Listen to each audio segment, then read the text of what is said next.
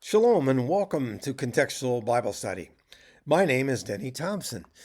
For those watching in real time, you know that we've had a couple of months off where I haven't done any teachings, but we're picking it up again today, and we're going to begin with the Sea of Galilee. Now, this area is where Jesus spent 70 to 80% of his ministry. So we're going to spend several sessions right here. Now, initially, why did Jesus move to this area? Well, let's look at that briefly. When Jesus heard that John, and that's John the Baptist, had been put in prison, he withdrew to Galilee. Leaving Nazareth, he went and lived in Capernaum, which was by the lake in the area of Zebulun and Naphtali, to fulfill what was said through the prophet Isaiah. So you can see Nazareth to Capernaum. And John's message was about the kingdom of heaven. Of course, that's going to be Jesus' central focus through his ministry. Here's the prophecy. Okay, the land of Zebulun and the land of Naphtali, by the way of the sea, beyond Jordan, the Galilee of the Gentiles, the people which sat in darkness saw a great light. On those living in the land of the shadow, a light has dawned. From Matthew, quoting Isaiah. So, these two tribes, Zebulun and Naphtali, how do they relate to the prophecy? Okay, Nazareth was right here where the ancient tribe of Zebulun had its land. So that's the Zebulun part. So what about Naphtali? Well, Capernaum is over here, right in the center, right at this exit, the southern part on the Sea of Galilee of Naphtali, located right about here. So we have these two ideas from Zebulun to Naphtali, where Jesus lived in one and he moved to the other exactly as the prophecy said would happen. All right, now, along this route, we're going to look at it, there's this major trade route, we mentioned this before, called the Via Maris. It goes right by the Sea of Galilee, and Jesus is going to be located right on it. And of course, this is part of this whole idea, this central focus. I have made you a light for the Gentiles, that you may bring salvation to the ends of the earth.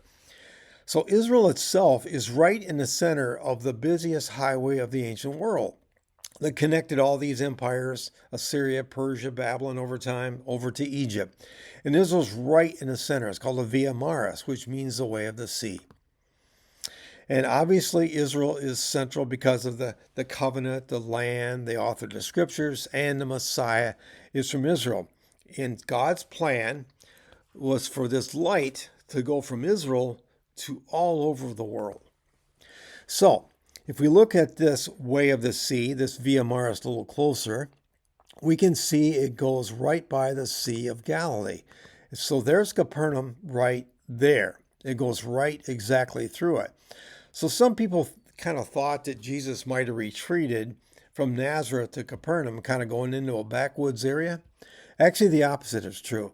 He went from kind of a quiet, sleepy town of Nazareth to a city that was right on the highway of the world. And even this right here, he chose one of his disciples. As Jesus went on from there, he saw a man named Matthew sitting at the tax collector's booth. Follow me, he told him. And Matthew got up and followed him. So why was Matthew here at a tax collector's booth? Because they had these right on this major highway, the Via Maris, indicating again how important it is. Okay, this is from a new source I'm using now called Bible Stock. I purchased a membership with them, and they're a very excellent company. They use drone footages of Israel to tell Bible stories. So let's look at this for a minute. We're going to watch this. Now, what you're seeing in the upper right is the modern day city of Nazareth. It's large, 60, 70,000. Now we're dropping down from Nazareth, going across this route to the Sea of Galilee, the route Jesus took.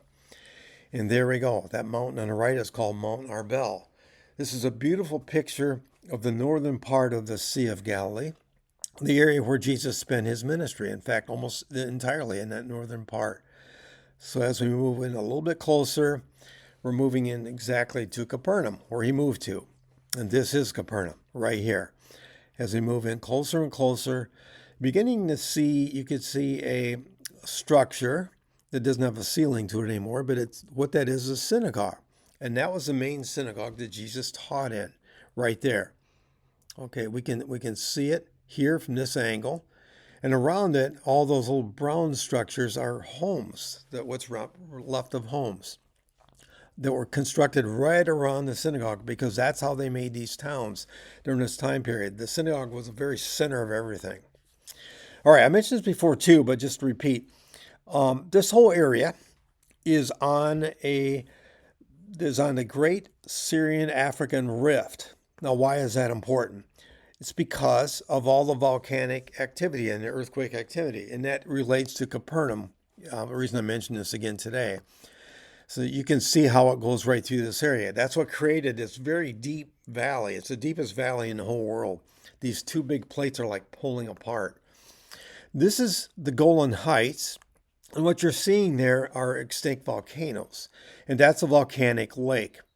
Now, the real significant part, and one reason I mention this right now today, is the rock that is obtained from this area, right around the Sea of Galilee, is called basalt. And that became a rock that was very central to the economy of the region, and it is highly likely that Jesus worked with basalt rock a lot, as we'll mention today. So let's look a little closer at the Sea of Galilee. Kind of an idea. It's about 7 miles wide at its widest point. It's about 12 miles long and roughly 155 feet deep. And it's the lowest lake on the planet. It's 700 feet below sea level. So that's why. That's on this Rift Valley. Now, there's several names that it goes by in the Bible. We know it mainly by the Sea of Galilee, okay? In the Bible, it's also mentioned Kinneret, the Sea of Kinneret, and I've got the references listed here. The Lake of Gennesaret, which is a plain, which is right next to the lake. It's called that. The Sea of Tiberias, named after the very largest city in the area. And sometimes it's called the Lake of Galilee. So it goes by lots and lots of different names. Now, this area around the Sea of Galilee was teeming with fish in Jesus' time. This, of course, is so important in understanding the scriptures, and we're going to look at lots of stories, even including about fishing. This made for a prosperous commercial fishing industry in the many small villages and towns along its shore. The Galilean technique of fishing, of curing fish, became very popular throughout the Roman world, even before the time of Jesus.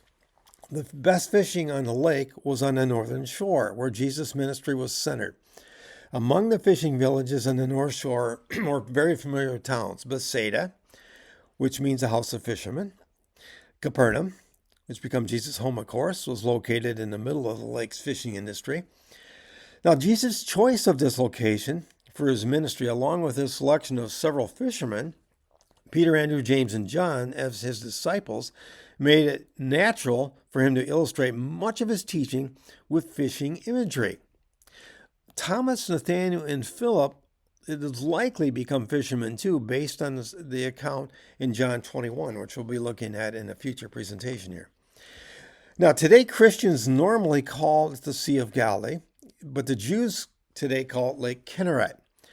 The name Kinneret means harp. A Jewish legend says, from all the seas which God created, he chose for him only the Sea of Kinneret. And why was it called Kinneret? Because the voice of its waves is as pleasant as the voice of a harp. And of course, in addition to this, the shape of the lake kind of resembles a harp. If you look at a harp, you can kind of use your imagination, you can kind of picture that. So today, if you go to Israel, that's what they will call it, Kinneret. Now, it's very important to understand the Jews' idea about seas. They were land people, not sea people. And this is very, very significant through the whole scriptures. The sea to them represented the abyss. Now, the abyss would be like Sheol, or in effect hell. Now, when creation happened, the sea represented chaos initially. Noah and the great flood represented, of course, the chaos that brought the destruction, that brought kind of like this recreation. This judgment on Egypt, the Nile, the Red Sea, which opened up and then flooded back and then closed back on the Egyptian army. Jonah in the sea, Daniel's beast of the sea, Revelation, the abyss. So in other words, throughout the scriptures, there's this picture of the sea water as the abyss. And also this idea of a sea monster called Leviathan. And he's mentioned in the references I have below. Okay, and that would only make sense. They're picturing this sea, this water, this chaos, as a very dangerous place with sea monsters. As I mentioned, they were land people. And there actually was only one word for water, and it represented sea, ocean, lake, everything. And it's yam. That's it. That's all they had, which is interesting because, for example, if we look at the fact that they were land people, there are many, in most of the country, they were desert people. There are 20 Hebrew words for thistles and only one Hebrew word for all these bodies of water. So that kind of demonstrates this. Now, the Canaanites had a god named Yam, which was represented as a monster too, as you can see on the left there. There's another picture on the right. So this whole idea is kind of carried through. Now, this diagram right here is kind of important to understand what is going on exactly. And this kind of represents creation, where we have the firmaments, the waters above the firmament, or in other words, the sky. And then we have the earth itself with its lakes and its oceans and that kind of thing. But what I want you to focus on is this. These openings that go down into the abyss. Now, the abyss is the waters beneath, where everything sits on these waters beneath. So this is a very dark picture of Sheol, of hell itself, where the demons live beneath. And ancient Jews believe that lakes and rivers and so forth had openings going down into the abyss. Okay? So that's kind of this mindset of this idea. So even like the Sea of Galilee would have had an opening going down into the abyss. And if you remember back at this teaching right here, which is a very important teaching that Jesus brought his disciples to make them very bold to face the world, he brought them to this place. If you remember back on that teaching, that cave right there was where water poured out, and that's the one of the beginnings of the Jordan River. An earthquake rerouted it. You can see the water beneath there about 150 years ago, but it bubbled right out of the cave. So and it's become a very pagan place because they believe that this connected right straight down to Sheol. Okay, so that would be down to the abyss. Everything is connected to this underworld. So even on creation, okay, darkness was over the surface of the deep, and the Spirit of God was hovering over the water. So we have this idea of this darkness, this abyss. And now, though, we have the idea of God is going to bring order into this chaos. He's the one who's going to control the chaos, ultimately. And this is so central to understand so many of the stories around the Sea of Galilee. And all this is going to be done at His Word. At His Word, He created everything. So God, at His Word, is always going to bring order to the chaos, to the abyss. And even here, what happened, of course, at this moment when Moses led the Israelites across the Red Sea, and then the waters poured down on the Egyptian army. The waters representing the abyss, covering them. But the dry land beneath was God's protection. The scriptures describe it like him blowing this water. It's mentioned as like an east wind. It's this idea of the Spirit, the Ruach. He blew this dry pathway so they could come through, and then the abyss comes back down on the army. At the blast of your nostrils, the waters piled up. The surging waters stood up like a wall. The deep waters congealed in the heat in the heart of the sea. Now, that was, of course, when they crossed the Red Sea. But when they crossed the Jordan River, many years later, from Joshua leading them, it was a little different. The first time, they just had to follow Moses as they crossed and how God prepared the way. This time, they had to obey God for him to stop the waters of the Jordan River in this case, because yet as soon as the priests who carried the Ark of the Covenant reached the Jordan and their feet touched the water's edge, the water from upstream stopped flowing. It piled up as a heap. So in other words, they had to have faith in God. He was going to stop the waters and literally step into it, and then he stopped the water. He backed the water right up.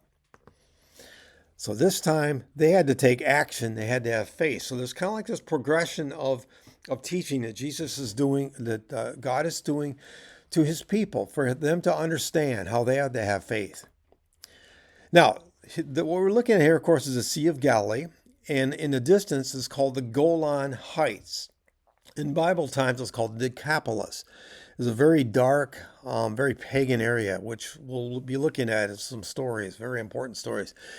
But for our purposes now, we can see how they're higher, much higher, a couple thousand feet in elevation as you go way up into this area to the east of the Sea of Galilee.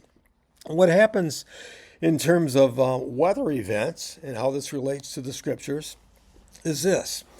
When the east winds come, when the winds blow from the top of the Golan Heights and they blow down into the valley, into this dish, where the water is, above in the Golan Heights, it's cooler.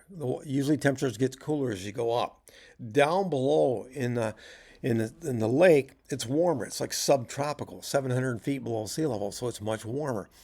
When this happens, it can happen quick. The wind just whip right down those hills, right to the lake, and create massive waves up to 10 feet high, 6 to 8 feet normally are the big storms. They're called Sharkia winds. And that has a lot to do with many of the stories in the scriptures, as we will learn, many of the stories. And this kind of represents how big these waves can get, or even bigger yet. So this can happen almost in an instant, the minute these winds change, these Sharkia winds. And of course, so many stories, and we'll be looking at one of them today briefly at the end, okay, about this. Now, in this area, as I mentioned, that we're looking at across the Sea of Galilee, is called the Decapolis. Now, we're not getting into that today. That's for a future date. But just to show you where it is, okay, to the right of the Sea of Galilee, part of the Decapolis, which means 10 cities, was to the left or to the west of the Jordan River. The rest of it was all to the right in present-day Jordan. But what we're going to do is this. We're going to follow this pathway around here today and take a look at sites, introducing ourselves to the Sea of Galilee. Okay, we're going to begin right here in that area. And just to show you this parts we're not looking at today, I mentioned Decapolis. I kind of drew a rough line. From there south it would be this Decapolis, which is a very pagan area compared to the North Shore. And then above them is an area called where the Zealots live, and they're going to become very, very important too. We'll learn all about them just to kind of give an overview. But we're not going to focus on that today. We're going to focus on everything to the left of it. So let's begin. We're going to look at another one of these drone footages. We're on the southern part of the Sea of Galilee, and this is the Jordan River as it leaves the Sea of Galilee and begins its journey towards the Dead Sea. It's going to be a slow process going down. It winds a lot. And as it goes down, there's a dam pictured above there. You can see it, that they're using to control the rivers. And this, I'm showing you this so you can kind of give an overview. You can see the Golan Heights really clear here, right straight ahead of you, or the Decapolis in biblical times. And you can see that the Jordan River. Now, if you were to go to Israel today and want to be baptized, it would be right up in this area right here, right where this picture ends, which looks like this. Because the area where Jesus was baptized really is not an area where people can, some do, but it's actually not a great place to be baptized today because the waters are not clean whatsoever. But this area up here, they come right straight out of the Sea of Galilee.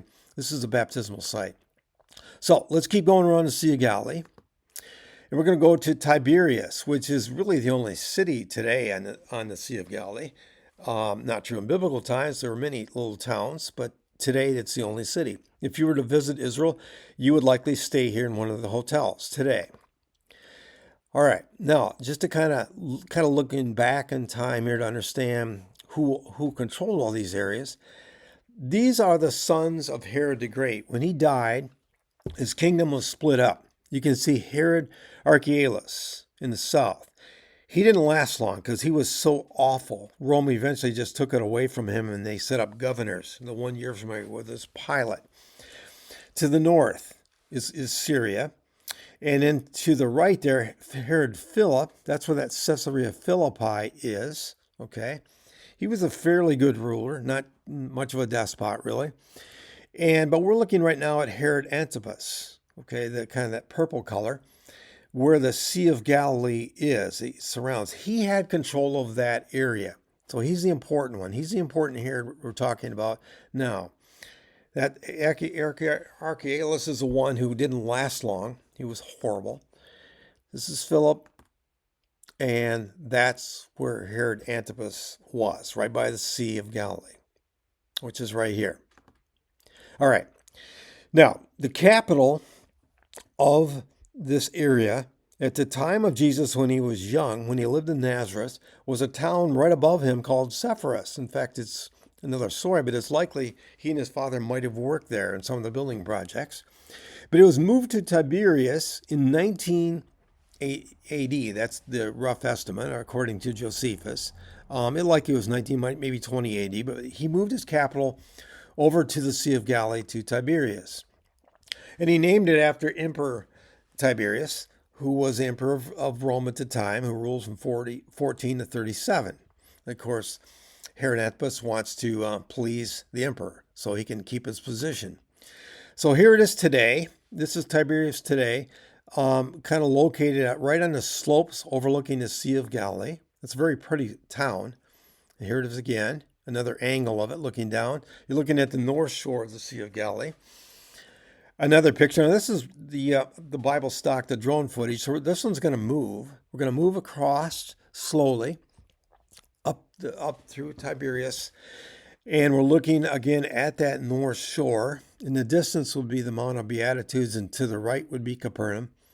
But here we go, right up over the top here, and you can see the road going around here. There's a mountain right straight ahead of it to the left called Mount Arbel, and beneath that is Magdala.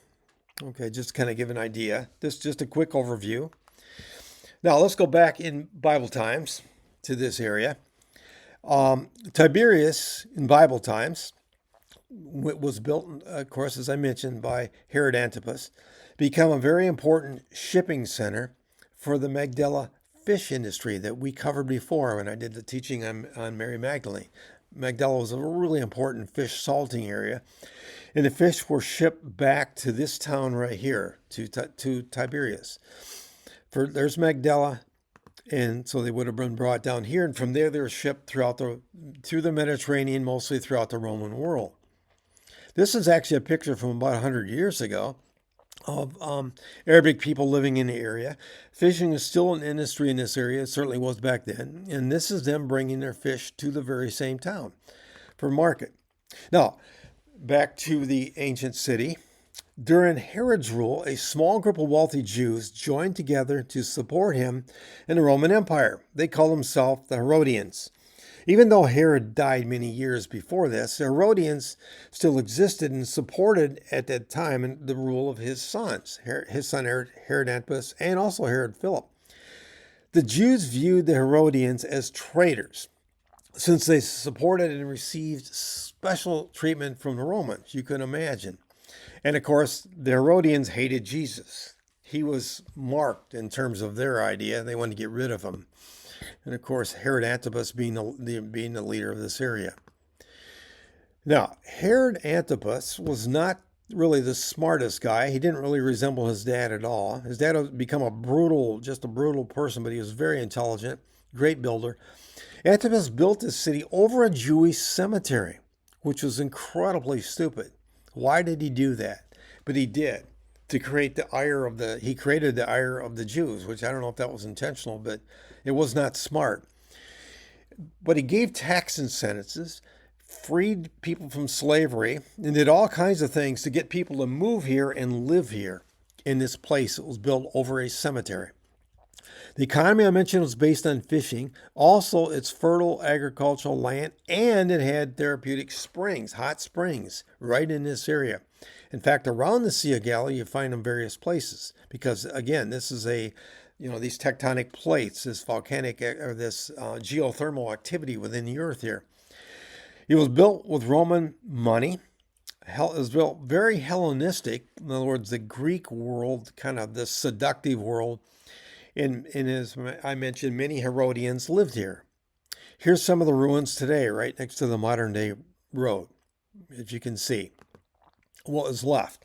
This is one of the baths, one of these thermal baths that they had in this area. Become very popular. People came here for this. kind of a drawing, a picture of what it might have looked like during that time period over the Sea of Galilee. Probably very lush, very, very, very wealthy, a place where the rich and famous went. This is actually like where a theater was, because this is a very Greek, Hellenistic type town, incredibly different than the Jewish communities built around the synagogues. The mosaics indicate the great wealth. Now, this one's interesting because this particular mosaic, as you can see, has menorah. There's one here, there's one to the right. And so obviously there had to be some devout Jews that lived in this area because this was discovered. This is pretty good evidence of that. There's no record of Jesus ever even coming here, not one time. This is from the North Shore looking across to where Capernaum would be. Literally, it's within that kind of site. So sometimes we picture, kind of like great distances in Israel. They are not. The distances are very, very close, and in many cases, there's actual visual. You can make visual contact between these two areas, like you can right here. Now, as I mentioned, Herod Antipas was definitely not the builder his father was, Herod the Great. Tiberius was very poorly planned. Some parts were not completed for lack of money. Now, Jesus told a bold parable about this. A lot of times people picture Jesus as just kind of always meek and mild and never really confronting. Well, that's certainly not true. He was very willing to confront evil. And listen to this parable, because Herod Antipas had built a tower, as pictured here, that he didn't complete because it was so poorly planned and lack of money. He ran out of money. Suppose one of you wants to build a tower. Won't you first sit down and estimate the cost to see if you have enough money to complete it? For if you lay the foundation and are not able to finish it, everyone who sees it will ridicule you, saying, "This person began to build and wasn't able to finish." So they all knew exactly what Jesus was talking about, because this is exactly what happened here with Herod Antipas.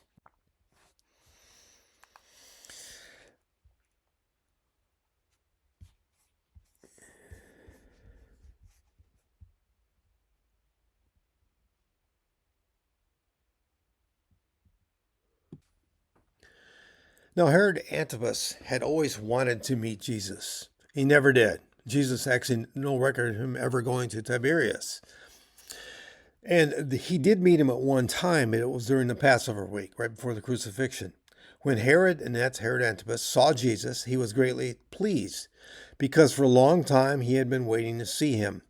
From what he had heard about him, he hoped to see him perform a sign of some sort. He plied him with many questions, but Jesus gave him no answer. So that's how it worked out when finally Jesus did meet him. He had no respect for him. Now, let's go above Tiberias to a place called Mount Arbel. We're moving up here. So this is Mount Arbel. It's a large hill or a mountain overlooking the Sea of Galilee. This is one of those Bible stock drones footage, so let's look at it. You can see Mount Arbel to your right. And of course, right in front of us is the Sea of Galilee, the North Shore. Very dramatic landscape. The plain below is called the Plain of Gennesaret, very fertile plain. Magdala, Mary Magdalene's hometown, is right beneath the cliff, right where that shadow is, over the Sea of Galilee, be right in that area. Okay, so here's a still shot showing the Plain of Gennesaret. And there we can see the whole North Shore. All those towns are up there, Capernaum, Bethsaida, Chorazin, all those towns. So the Bible tells us Jesus went out to a mountainside to pray and spent the night praying to God. Now, this is a real common thing for rabbis to do, to pray on mountaintops. And very often they would go up on a mountaintop to pray for their disciples. It's a very distinct possibility this particular area, this mountain, Arbel, was one that maybe Jesus used to pray. Now, going back a little bit before this, in the 30s BC, before this time period, Rome gave Herod, in this case it's Herod the Great, not Herod Antipas' son, control over the Galilee. And he ruled very cruelly, as we've learned before. Many of the Jews refused loyalty to him and to Rome, and so they refused even to pay taxes. And Herod went after them. Many of them hid in these caves on Mount Arbel. You can kind of see them above there. There's lots of them. This is a little bit closer. You can see them. So what Herod did was brutal. He had his men light fires to try to force them out. They made platforms that they could lower from the top of the cliff down to the caves. And from there, they would go after these people, even using hooks attached to poles to pull them to their death. So this is pure brutality. The people who survived this, and there were some, wind up moving over to establish a town called Gamla, which we'll be learning about in a future presentation. They become known as the Zealots. Okay, and they're very, very important to understand them. So just kind of put that in the back of your mind. We'll come back to that. As I mentioned, Magdala is right beneath the Arbel, and that's called the Plain of Gennesaret. There's Magdala right there. And we're not going to go over that now much. I'm going to show one little video because I had a presentation in this previously. But this is one of those drone footages. We're going to look at Magdala. You can see a lot of the work they're doing right there, which it's a very, very busy area. There's so many discoveries. Learning what a large town it was and how wealthy, because it was a fish processing center, a fish salting center, really for the whole Sea of Galilee. And as we're kind of backing further off from this drone, we can see Arbel, see the cliffs up there, Plain of Gennesaret to the right. And if you follow that plane around, eventually you'll head down towards Nazareth. And now we can see the Sea of Galilee. So just picture piers and right here, and busy with fishermen coming in with their fish to drop off. Now, the warm climate of the Galilee and its fertile soil made it excellent for growing crops like wheat and barley, figs, grapes, and olives. And the lush fields gave Jesus opportunities to illustrate his teaching. And as I mentioned before, very often rabbis would do this right on site. They would talk about the lilies, they'd be pointing to the lilies, that type of thing. His message about wealth and earthly treasures were also easily understood by the inhabitants of these prosperous communities around the lake. There's another drone footage on the Sea of Galilee. This would be the type of boat, if you were to go today, you would take a ride in. You can see Arbel to the left, kind of just out of your view as we're pulling around here. And we're moving around towards the North Shore on this viewpoint. Those larger mountains in the distance are it's called Upper Galilee. There are several mountains up there in that area, and right beyond those is Lebanon. And as we keep pulling around, you can see a pier straight across. We'll talk about that later. That's where something very important was found right next to it. And as we're moving further and further, we're looking more to the North Shore, the towns where Capernaum are, Bethsaida, and the Mount of Beatitudes. So that's kind of a neat view of the North Shore. So here's a map. On this particular map, we're looking at these North Shore towns. The Mount of Beatitudes is right about there. Capernaum and Bethsaida. Bethsaida is right on by the Jordan River. It's actually on the other side of the Jordan River.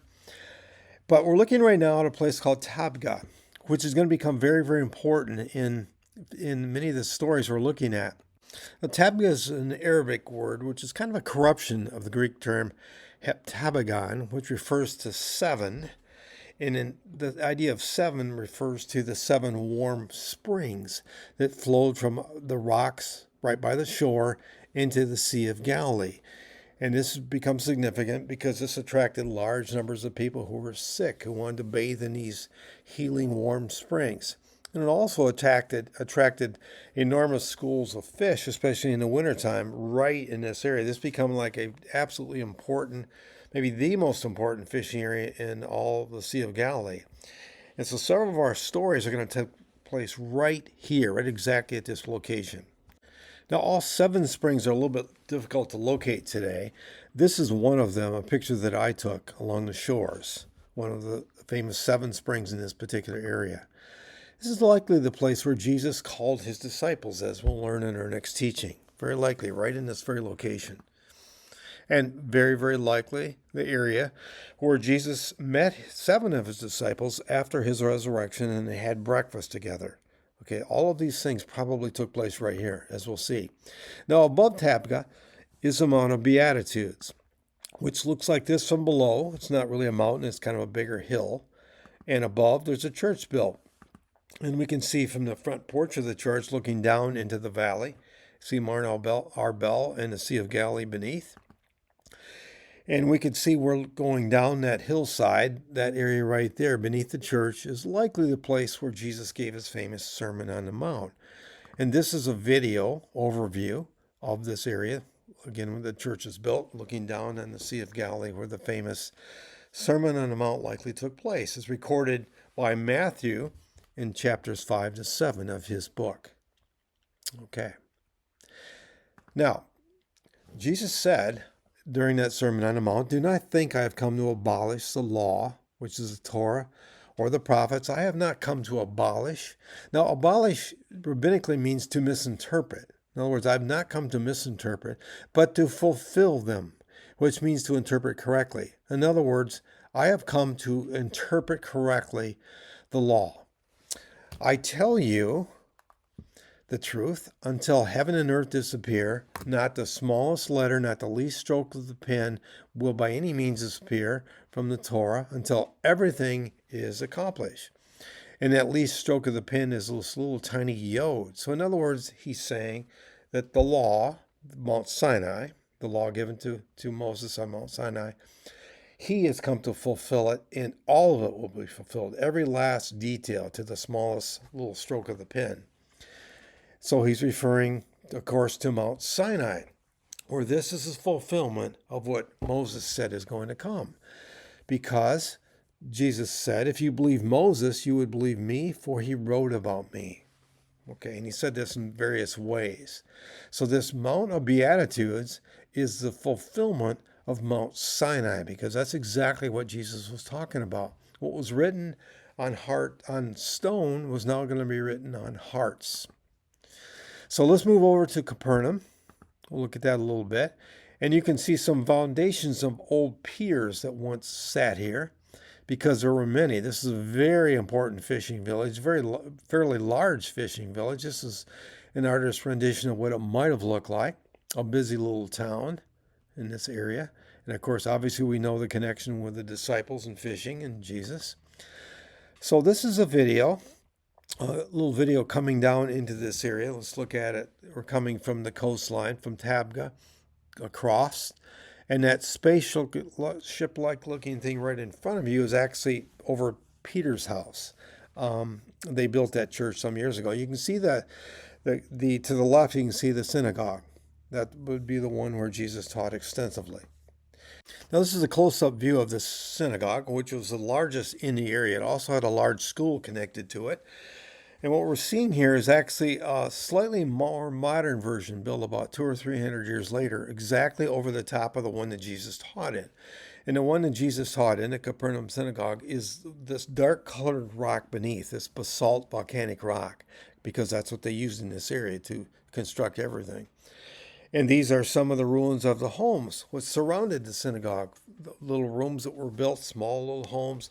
They were right next to that synagogue, in fact, surrounded it, because that was the center of everything. Not only the worship services, but also the school and the courthouse and about anything else you can imagine. It was the center.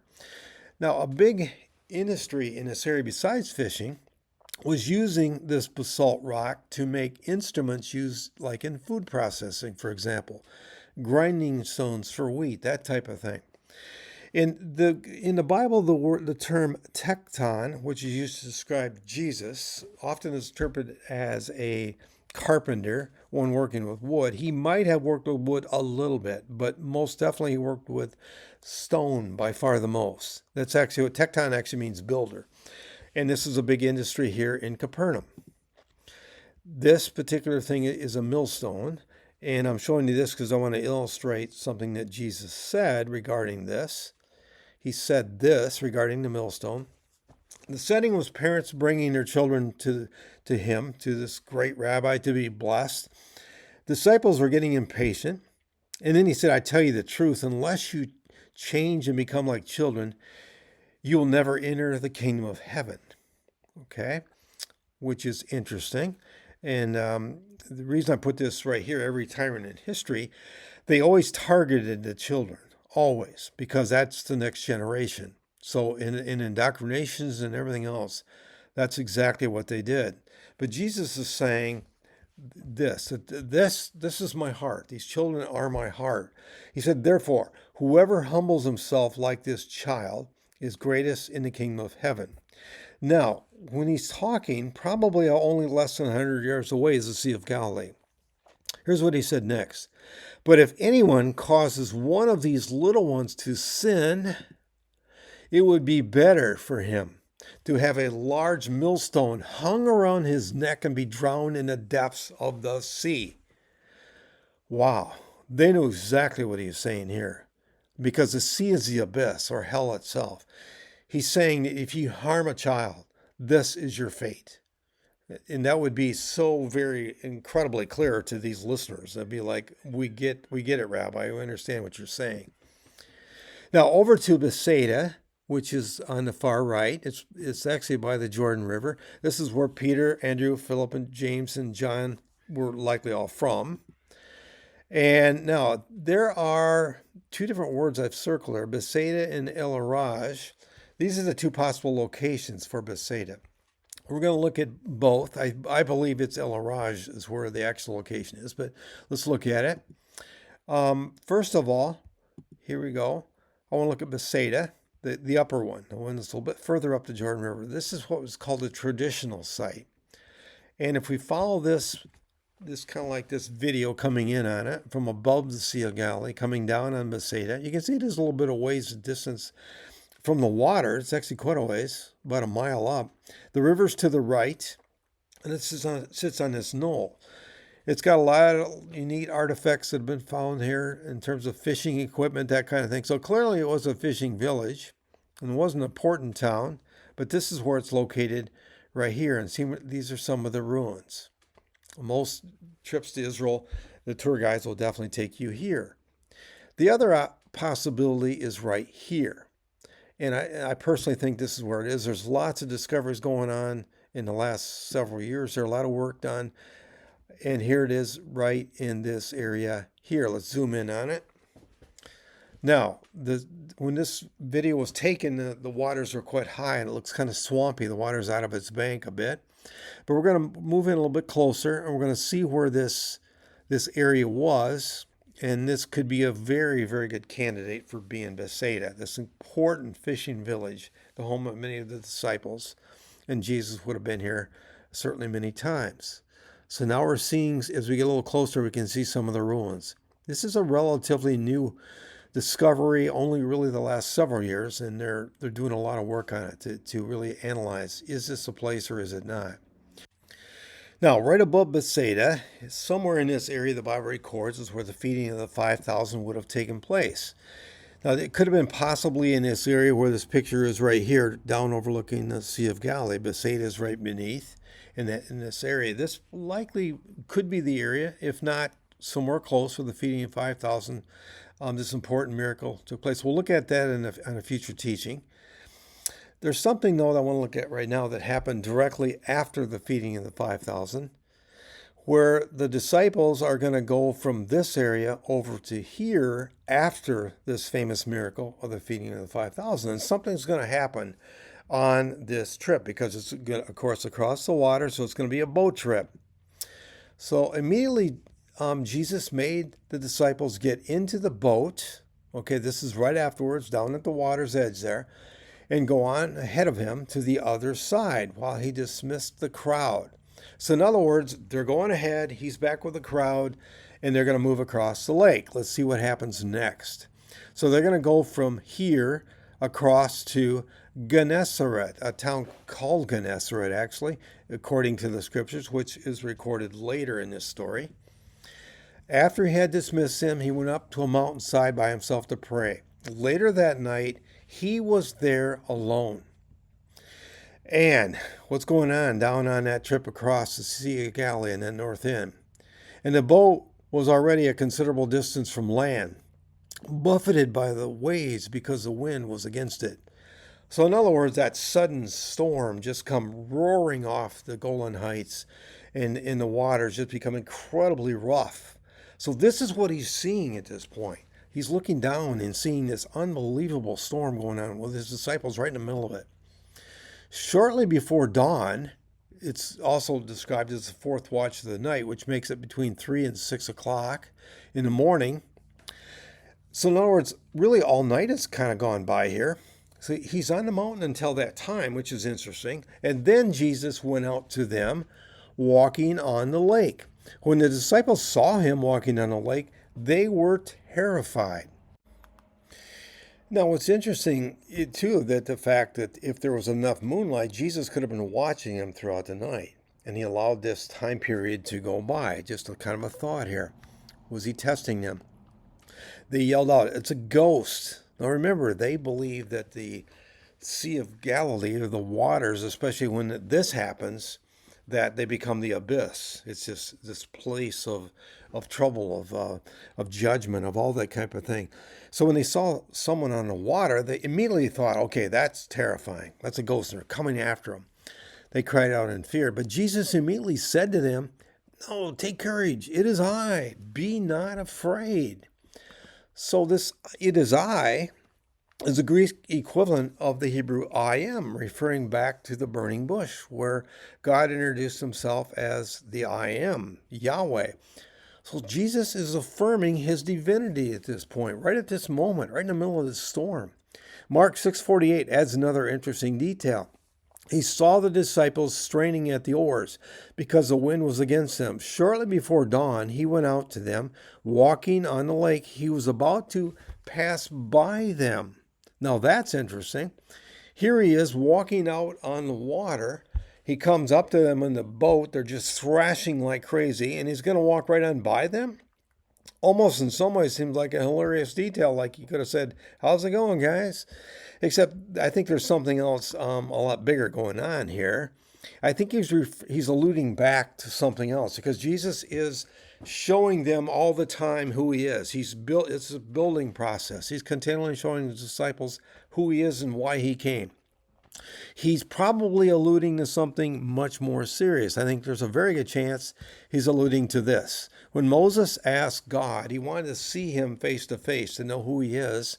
The Lord said, "There's a place near me where you may stand on a rock. When my glory passes by, I will put you in a cleft of the rock and cover you with my hand until I've passed by. Then I will remove my hand and you will see my back, but my face must not be seen." Because God is so holy and glorious that Moses could not look at his face. He could just watch him after he went by. This is also a Hebraic way of saying this passing by, of looking at me as I go by, of follow what I do. In other words, follow me as what I am doing. That's what I'm teaching you also. So there's also this underlying meaning too. So it's very possible that Jesus is maybe alluding to even this as part of his identity. Then Peter said, "Lord, if it's you, tell me to come to you on the water." Of course, Peter, being the bold one, who's immediately going to be the one to speak up quickly. "Come," Jesus said. Then Peter got down out of the boat, walked on the water, and came toward Jesus. Now remember that Jesus, like all the rabbis, had taught his disciples, the goal is to be like the rabbi. So Peter at this point thought, okay, my rabbi wants me to do this. I'm going to be like my rabbi and walk on the water, because through his power, he's going to let me do that. But when he saw the wind, he was afraid, and beginning to sink, cried out, "Lord, save me." Immediately Jesus reached out his hand and caught him. "You of little faith," he said, "why did you doubt?" Now Jesus is saying, why did you doubt yourself? Because I am with you. Remember, I told you, I gave you this power. But he didn't do that. At this point, Jesus believes in Peter more than Peter believes in himself through the power that Jesus gives him. Peter suddenly focused on the chaos, the waves, the chaos. But Jesus is the one who brings order. So what about us? This application of this is like incredible. Do we look at the chaos of life and focus on that all the time? And what happens if that's what we do all the time? Rather than Jesus saying to us, reaching his hand out for us to grab his hand and to say, "I will bring order to the chaos. Grab my hand And all of this, whether it be financial problems, relationship, health, whatever the chaos of your life is, hold my hand.